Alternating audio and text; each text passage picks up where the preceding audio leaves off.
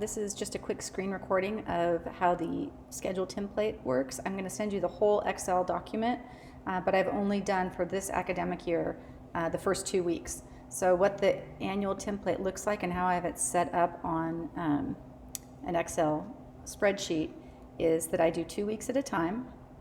I have a setup of how many residents there are per class per week. And I still have to, I just input all of this information. It is correct for the year, but I color code it because often if the numbers are the same, I just cut and paste the next template. This is the schedule for the academic year, which you guys all have. And then this is what the annual template looks like. It's set up to calculate how many from each class need to be in any given week. So I know, for example, on July 1st, I need this many residents. There are 10 PGY4s and 10 PGY3s that will be working on July 1st. Up here is where I have the number per block in that in each class. So during R2 orientation, there are 15 R3s and 14 R4s. And then over here, it calculates how many shifts in a given week. So you can actually see it's set up to count Friday through Thursday, gotta fix that, how many shifts are needed in any given week. Additionally, so I've only done the first 2 weeks of the year. These are leftovers from last year, or several years ago when I used to do this. But this is important because it tells me, like if I end up with too many R2s on one day, for example, if I have 8 on one day, but I only have 9 R2s, it won't work for the schedule. This is actually, this block there was 11. So don't worry about that. What I wanted to show you was I've set it up for the first 2 weeks of the year.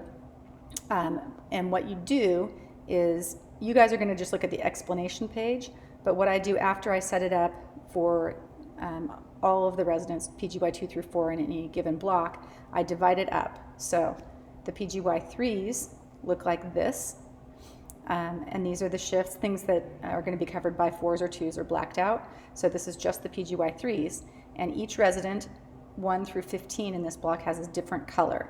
So R3A has 10 shifts, all the others have 9 in this 2-week period. And what you can do is go over here and see that R3A works day, has a day off, has 4 swings, 2 nights, has 2 days off, and then has 2 days. Those are the 10 shifts. If, for example, you know that somebody needs to be off on a certain day, like they have something happening this weekend, then you can make that person R3E. They have a couple days off. This would be a good one to start after maybe an ICU where, rotation where they work the night before. They have 2 days off, and then they do day, swing, have 2 days off, 3 nights, and then a day off. And then I total how many shifts per 2-week block each of the residents has to make it even. It's also set up to calculate, as I put each of them over here into the algorithm, it tells me how many nights people are working, how many PEDS shift total people are working, how many RME shifts people are working. So after I drop everyone in, I look over here and I make sure it's relatively even. What happens here is, so if you take R3A and you put them in this algorithm, they go RME day,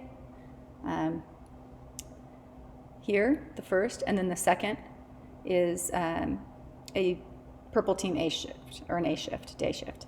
And then they have a day off, that's Sunday. So Sunday is off, they're not on that shift. And then they work Monday, Tuesday, Wednesday, Thursday, swings. So there they are, Monday, Tuesday, and I already see a mess up, how I messed this up. Monday, they should be on this Tuesday, then Wednesday, Thursday. And you just drop them into the schedule there. I still obviously have to double check this one. And then the R4s is a little easier. The R3s is more complicated because they can be junior shifts or senior shifts. The 2s and 4s are super easy, and the same thing applies. So let's say PGY4A needs this weekend off, you just drop them into that schedule, and another person needs this weekend off, you drop them into that schedule. For the 4s, they're working either 8 or 9 shifts during this 2-week block. And again, if you look at our one, the first one, they're working this day shift. They have 2 days off, then they're working 4 swings and 2 nights. 1, 2, 3, 4, and then 2 nights. And then they have 2 days off, and then they have their day shifts. Day. So hopefully that makes sense. This stuff over to the right is, as I look at the schedule, I know that I need for this particular day, July 1st, I need 3 day shifts, 4 swings, and 3 nights. So as I pop people in over here, I make sure that all the shifts are covered. I'm going to go back and fix the error that I found on this schedule. But what I did is I put in the explanation tab, I put the primary algorithm for the first 2 weeks, separated the PGY 3s and 4s, so you guys can make those schedules. We're not sure going forward if we're going to have PGY or 2s in the fast track, but we're just not going to worry about that right now because there's only 3s and 4s in the first couple of weeks of the year. So hopefully that makes sense, and you guys can let me know what you think.